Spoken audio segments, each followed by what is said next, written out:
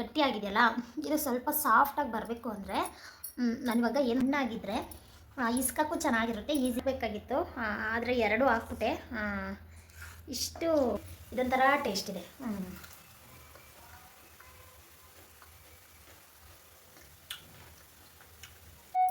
Hello friends, ಇವತ್ತಿನ ವಿಡಿಯೋದಲ್ಲಿ ಏನಪ್ಪ ಅಂದರೆ ಇದು ಪಾಕ ತೆಗೆದಿಕ್ಕು ದೀಪಾವಳಿ ಹಬ್ಬದ ದಿನ ಮಿಕ್ಕಿದ್ದು ಹಂಗೆ ಇಕ್ಕಿದ್ದೆ ಫ್ರಿಜ್ಜಲ್ಲಿ.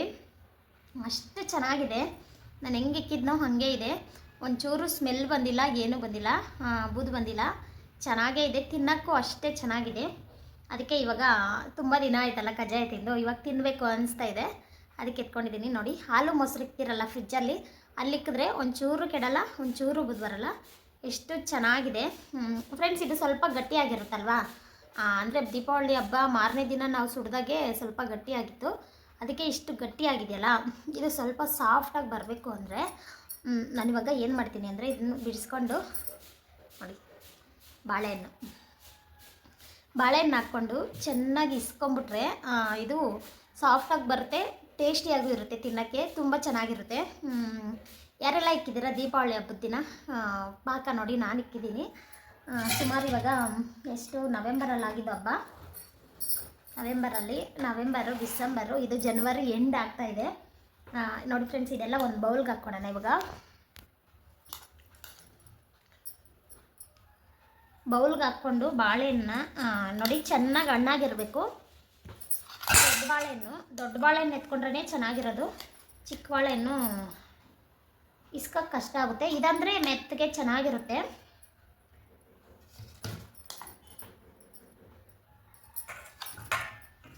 ಕಜ್ಜಾಯ ಎಲ್ಲ ಖಾಲಿ ಆಯಿತು, ಖಾಲಿಯಾಗಿ ತುಂಬ ದಿನವೇ ಆಯಿತು. ನಮ್ಮ ಮನೇಲಿ ಕಜ್ಜಾಯ ಕೂಡ ಅಷ್ಟೇ ತುಂಬ ದಿನವೇ ಇತ್ತು, ಅದು ಖಾಲಿ ಆಗಿತ್ತು. ಇದು ಊರನ್ನ ಹಂಗೆ ಇಕ್ಕಿದ್ದೆ, ತಿನ್ನಬೇಕು ಅನಿಸಿಲ್ಲ. ಆದರೆ ಇವಾಗ ಯಾಕೋ ತಿನ್ನಬೇಕು ಅನಿಸ್ತಾ ಇದೆ. ಅದಕ್ಕೋಸ್ಕರ ಇವಾಗ ಮಾಡೋಣ ಅಂದ್ಬಿಟ್ಟು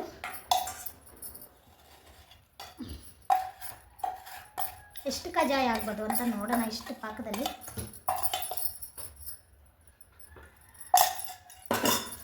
ನೋಡಿ ಫ್ರೆಂಡ್ಸ್, ಇಷ್ಟೊಂದಾಗಿದೆ. ಇದು ಸ್ವಲ್ಪ ಪುಡಿ ಮಾಡ್ಕೊಂಬಿಟ್ಟು ಹಾಲು ಹಾಕ್ಕೊಂಡು ಇಸ್ಕೊಬೋದು. ಹಾಲು ಹಾಕ್ಕೊಂಡು ಇಸ್ಕೊಂಡ್ರೆ ಚೆನ್ನಾಗಿರುತ್ತೆ. ಅಂದರೆ ಅದು ಸ್ಮೆಲ್ ಬರುತ್ತೆ, ನಮ್ಮ ಮಕ್ಕಳು ತಿನ್ನಲ್ಲ. ಈ ಥರ ಬಾಳೆಹಣ್ಣು ಹಾಕ್ಕೊಂಡು ಇಸ್ಕೊಂಡ್ರೆ ಮೆತ್ತಕ್ಕಿರುತ್ತೆ.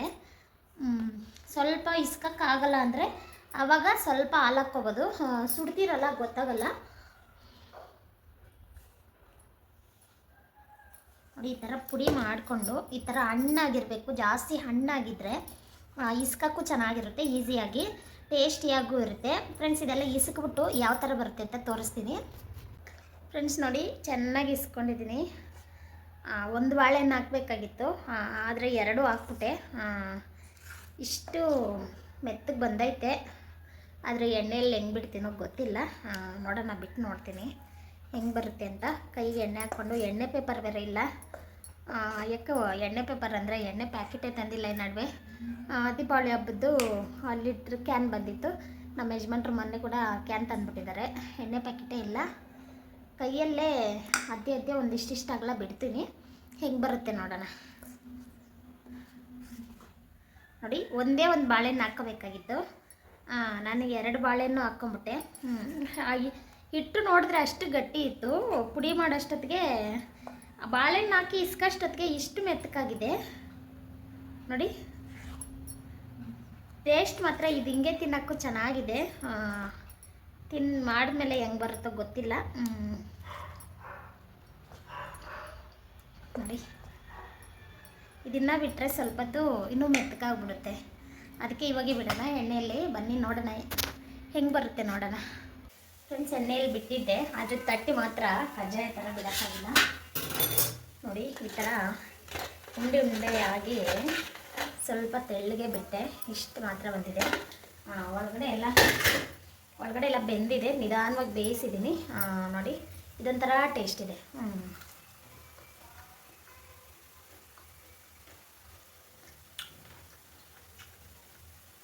ಇದು ಯಾವ ಥರ ಟೇಸ್ಟ್ ಅಂದರೆ, ಒಂದ್ಸರಿ ಬಾಳೆಹಣ್ಣು ರೆಸಿಪಿ ಮಾಡಿದ್ದೆ.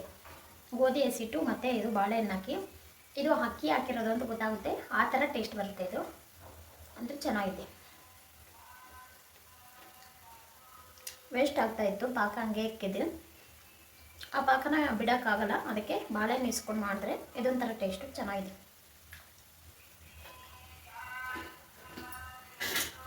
ಏನು ಗೊತ್ತಾ, ಲೋ ಫ್ಲೇಮಲ್ಲಿ ಇಟ್ಕೊಂಡು ಬೇಯಿಸ್ಕೋಬೇಕು ನೋಡಿ.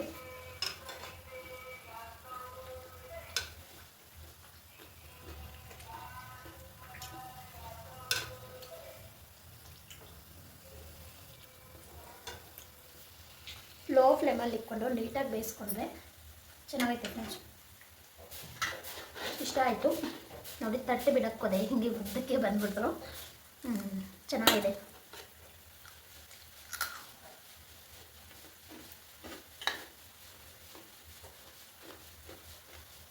ಸೂಪರಾಗಿದೆ. ಬಿಸಿ ಬಿಸಿ ಅಂತೂ ಚೆನ್ನಾಗಿದೆ. ಆರ ಮೇಲೆ ಹೆಂಗಿರುತ್ತೆ ನೋಡೋಣ. ಮಕ್ಕಳು ಬಂದಮೇಲೆ ಮಕ್ಕಳನ್ನ ಕೇಳೋಣ.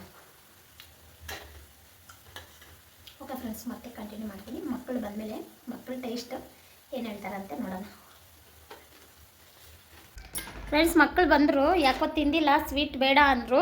ಉದ್ದಿನ ವಡೆದು ಹಿಟ್ಟಿತ್ತು, ಅದ್ರನ್ನ ಮಾಡಿಕೊಡು ಅಂದರು. ಅದ್ರನ್ನ ಮಾಡಿಕೊಟ್ಟೆ ಖಾಲಿ ಮಾಡಿದ್ರು. ಯಾಕೋ ಈ ನಡುವೆ ಸ್ವೀಟ್ ತಿನ್ನೋಕ್ಕೆ ಇಷ್ಟಪಡ್ತಾ ಇಲ್ಲ.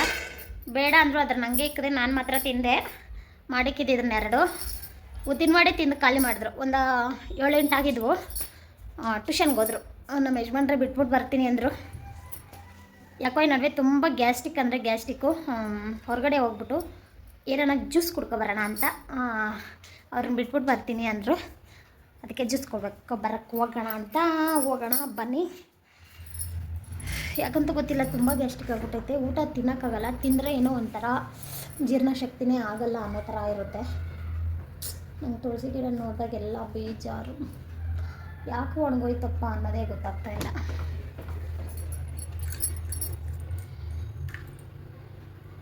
ಈಗ ಇನ್ನೊಂದೆಲ್ಲ ಹಾಕಿದ್ರೆ ಹಾಕಿದ್ರೆ ಓಕೆ ಫ್ರೆಂಡ್ಸ್, ಇವಾಗ ಏನಾರ ಜ್ಯೂಸ್ ಕುಡ್ಕೊಂಡು ಅವ್ರಿಗೇನನ್ನ ತಿಂಡಿ ತಗೊಂಡು, ಇಲ್ಲ ಅಂದರೆ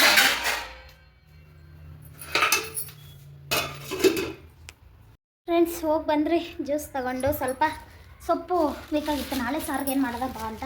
ಸೊಪ್ಪು ಟೊಮಟೊ ಖಾಲಿಯಾಗಿತ್ತು. ಇವಾಗ ಬೆಂಡೆಕಾಯಿ ಗೊಜ್ಜು ಮಾಡಿ ಚಪಾತಿ ಮಾಡಬೇಕು. ಇವತ್ತು ಒಂದು ಟೈಮ್ಗೆ ಸಾಂಬಾರು ಮಾಡೋಣ ಅಂದ್ಕೊಂಡೆ. ಒಂದು ಟೈಮ್ಗೆ ಬೇಡ, ನಾಳೆ ಮಧ್ಯಾಹ್ನ ಮಾಡಿದ್ರೆ 2 ಟೈಮ್ಗೆ ಆಗುತ್ತೆ ಅಂದ್ಬಿಟ್ಟು ಟೊಮೆಟೊ ಹಾಕಿ ಬೆಂಡೆಕಾಯಿ ಹಾಕಿ ಗೊಜ್ಜು ಮಾಡಿಬಿಟ್ಟು ಆಮೇಲೆ ಅಷ್ಟೇ. ಅನ್ನ ಐತೆ. ಅನ್ನ ಮಧ್ಯಾಹ್ನ ಮಾಡಿದೆ, ಅದೇ ಐತೆ. ದೊಡ್ಡವಳು ಒಬ್ಬಳೇ ತಿಂದಿದ್ದು, ಚಿಕ್ಕವಳು ತಿನ್ನೋದೇ ಇಲ್ಲ. ನನಗೆ ಯಾಕೋ ಇಲ್ಲಿ ಮೆಟ್ಲಿಂದ ಹತ್ತು ಬಂದೇ ಸುಸ್ತಂದರೆ ಸುಸ್ತು. ಅದಕ್ಕೆ ಜ್ಯೂಸ್ ತಗೊಬಂದೆ, ಫ್ರೂಟ್ ಜ್ಯೂಸು. ರಾತ್ರಿ ಕುಡಿಯೋಣ ಅಂತ ತಗೊಬಂದೆ. ಒಂದು ಬೌಲ್ಗೆ ಹಾಕಿಕ್ಬಿಟ್ಟು ರಾತ್ರಿ ಕೊಡ್ತೀನಿ. ಇವಾಗ ಫೀಸರಲ್ಲಿ ಇಕ್ಬಿಡ್ತೀನಿ. ಅಯ್ಯೋ, ಫ್ರಿಜ್ಜಲ್ಲಿ ಇಕ್ತೀನಿ, ಫೀಸರಲ್ಲಿ ಇಕ್ಕಲ್ಲ. ಆಮೇಲೆ ಟ್ಯೂಷನ್ಗೆ ಹೋಗೋವಾಗ ಆಚೆ ಇಕ್ಬಿಟ್ಟು ಹೋಗ್ತೀನಿ. ಫ್ರೆಂಡ್ಸ್, ಯಾವ್ದು ಮಿಸ್ ಆದರೆ ನಾನು ಆಚೆ ಹೋದರೆ ಫೋಲೋ ಮಾತ್ರ ಮಿಸ್ ಆಗೋಲ್ಲ. ಇದು ಚಿಕ್ಕ ವಯಸ್ಸಲ್ಲಿ ಪಪ್ಪರ್ಮೆಂಟು ತಿಂದು ತಿಂದು ವೈಟ್ದು ರೂಢಿ ಆಗಿದೆ. ಈ ಫೋಲೋ 5 ರೂಪಾಯಿ ತಿಂದು ತಿಂದು ರೂಢಿ ಆಗುತ್ತೆ.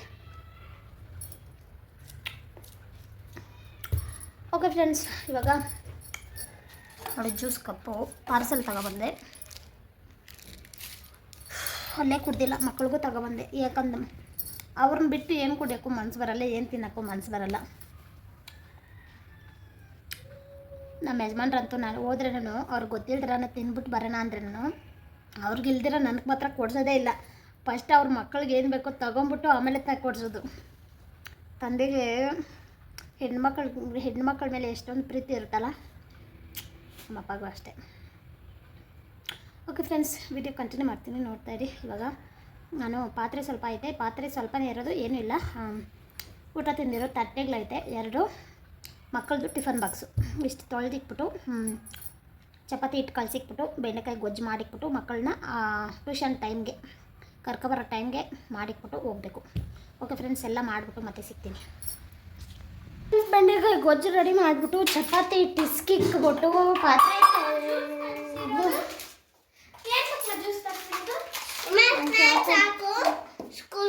ಎರಡು ಊಟ ತಿನ್ನಕ್ಕಾಗಲ್ಲ.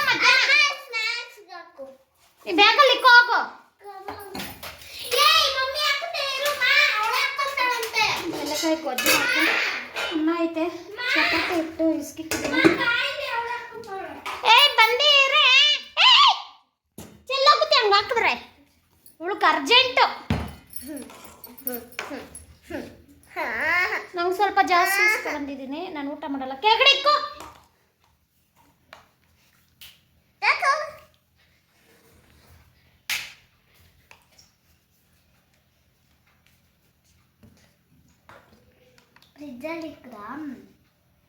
ಓ ಬರೋವಾಗ ಎತ್ತಿಕ್ಕಣ ಅನ್ಕೊಂಡೆ. ಪಪ್ಪಾಯದ ಇದು ಬರುತ್ತಲ್ಲ ಅದು ತಾನೆ. ಪೈನಾಪಲ್ ಯಾವಾಗೂ ಕುಡ್ದಿಲ್ಲ, ಇದು ಸ್ವಲ್ಪ ಜೀರ್ಣ ಆಗುತ್ತೆ ಡಯಟ್. ನಾನು ಅನ್ಕೊಂಡಿದ್ದೆ ಪೈನಾಪಲ್ ಆಟ ಚೆನ್ನಾಗಿದೆ. ನಿಮ್ಮಪ್ಪ ಫ್ರಿಜ್ಜಲ್ಲಿ ಇಕ್ಕಬೇಡ ಅಂದ, ಕೋಲ್ಡ್ ಆಗಿಬಿಡುತ್ತೆ ಅಂತ. ಬೇಕಾ? ಚೆನ್ನಾಗಿದೆಯಾ? ಸ್ವಲ್ಪ ಚಪಾತಿ ಮಾಡ್ಬೇಕಿನ್ನ. ಚಪಾತಿ ತಿಂದ್ರೆ ತಾನೇ ಡಯಟ್. ಯಾವಾಗ ಅನ್ನನೇ ತಿಂದರೆ ಅದಂಗೆ ಅನ್ನ ತಿಂತೀನ ಯಾವಾಗೂ. ಸಾಯಂಕಾಲ ತಿಂದಲ್ಲ ಸ್ಕೂಲಿಂದ ಬಂದು? ಒನ್ ಟೈಮ್ ತಿಂದರೆ. ನೀನು 3 ಟೈಮ್ ತಿಂತೀಯಲ್ಲ. ಇವಾಗ ರಾತ್ರಿಗೂ ಅದೇ ತಿಂದರೆ, ಇವಾಗ ಚಪಾತಿ ಮಾಡ್ತೀನಿ. ಚಪಾತಿ ಬೇಡ ಅಂದೆ. ಚಪಾತಿ ಯಾವಾಗ ಬೇಡ ಅಂದ್ರೆ? ಚಪಾತಿನ ಬೆಂಡೆಕಾಯಿ ಗೊಜ್ಜು ಮಾಡ್ತೀನಿ ರಾತ್ರಿಗೆ ಅಂದರೆ ನಂಗೆ ಚಪಾತಿ ಬೇಡ ಅಂದೆ. ಅನ್ನ ಬೇಡ ಚಪಾತಿ ಹಾಕು ಸರಿ ಅಂದೆ.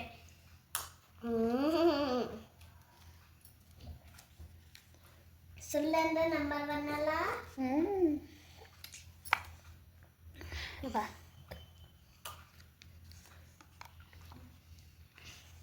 ನಿಂಗಿಂತ ಹೋಗಲ್ಲ ಫ್ರೂಟ್ ಜ್ಯೂಸ್ ಎಲ್ಲ. ನಾನು ಜಾಸ್ತಿ ಅವು ಇವು ಆಳು ಮುಳು ಚಾಕ್ಲೇಟು ಇಂಥ ಹೋಗ್ತವೆ.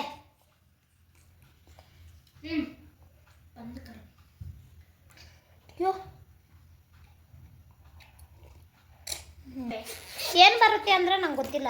ಜ್ಯೂಸ್ ಕುಡಿಬೇಕು, ಫ್ರೂಟ್ ಜ್ಯೂಸ್ ಕುಡಿಬೇಕು. ಆ ಪಾಂಟ ಇದೆಲ್ಲ ಕುಡಿಯೋದು ಬೇಡ, ಫ್ರೂಟ್ ಜ್ಯೂಸ್ ಕುಡಿದ್ರೆ ಚೆನ್ನಾಗಿರುತ್ತೆ ಅಂತ, ಹೆಲ್ತಿ ಅಂತ ಹೇಳಿದೆ ನಿಮ್ಮಪ್ಪಗೆ. ಅಲ್ಲೋ ಇಲ್ಲಿ ಆರ್ಗದೆಲ್ಲ ಐತೆ, ಆ ಕಡೆ ಕೇರಳ ಅವ್ರಿಗೆ ಬೇಕ್ರಿ ಮತ್ತು ಫ್ರೂಟ್ ಜ್ಯೂಸ್. ಎಲ್ಲಿ ಅವತ್ತು ಚಪ್ಪಲಿ ತಗೊಬರಕ್ಕೆ ಹೋಗಿದ್ರಲ್ಲ ನಿಂಗೆ, ಅಲ್ಲೈತಂತ ನಮ್ಗೆ ಯಾವಾಗಿಂದನೂ ಗೊತ್ತು. ಆಚೆ ಇಟ್ಕೊಂಡಿರೋದಲ್ಲ, ಬೇಕ್ರಿಯಲ್ಲೇ ಮಾಡೋದದು ಗೊತ್ತು. ಓಕೆ ಫ್ರೆಂಡ್ಸ್, ಈ ವಿಡಿಯೋ ಕಂಟಿನ್ಯೂ ಮಾಡ್ತೀನಿ, ನೋಡ್ತಾ ಇರ್ರಿ. ಇನ್ನು ಚಪಾತಿ ಮಾಡಬೇಕು, ಇನ್ನೂ ಟೈಮ್ ಐತೆ 7:15. ಇನ್ನೂ 7:15, 8 ಗಂಟೆಗೆ ಸ್ಟಾರ್ಟ್ ಮಾಡಿದ್ರೆ ಅವ್ರಿಗೆ ಎರಡೆರಡು ಚಪಾತಿ ಮಾಡಿದ್ರೆ ಕೆಲಸ, ಇವತ್ತಿನ ಕೆಲಸ ಮುಗೀತು. ಮತ್ತು ನಾಳೆ ಕಂಟಿನ್ಯೂ ಸೇಮ್ ಕೆಲಸ.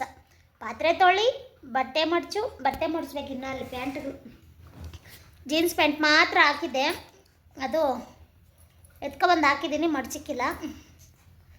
ಶುಭ ಮತ್ತೆ ಕಂಟಿನ್ಯೂ ಮಾಡ್ತೀನಿ.